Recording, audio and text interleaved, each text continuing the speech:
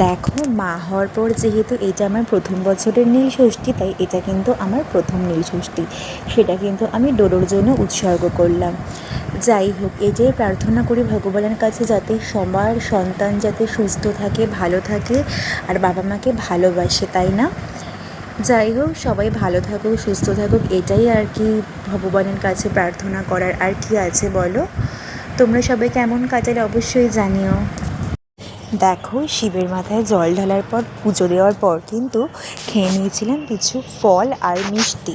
তারপরে কিন্তু ভাবলাম একটু ঘুমাবো, কিন্তু ডোডোর জন্য কিন্তু আমরা ঘুমোতে পারলাম না। এই যে পায়ের তোড়াটা দেখছি, এটা আমার শ্বশুরবাড়ি থেকে, মানে শাশুড়ি মা শ্বশুরমশাই আমাকে বিয়ের প্রথম বছর অ্যানিভার্সারিতে গিফট করেছিলেন। তো আমার অনেক দিন পর ইচ্ছা হয়েছে পায়ের তোড়া পরতে, আর আমি তো একা একা পরতে পারি না, তাই জন্য আমাকে কিন্তু সম্রাট পরিয়ে দিচ্ছে। আর ডোডো দেখে জলে টানাটানি করছে নুপুরটা ধরে। আমি তাই ওকে বললাম, তুইও তো পায়ের তোড়া পরিস বাপু, তখন কি আমি তোকে বিরক্ত করি? কিন্তু ও তো ছোটো, ও তো বোঝে না। আমিও আর মজা করছি, আর কি বলবো।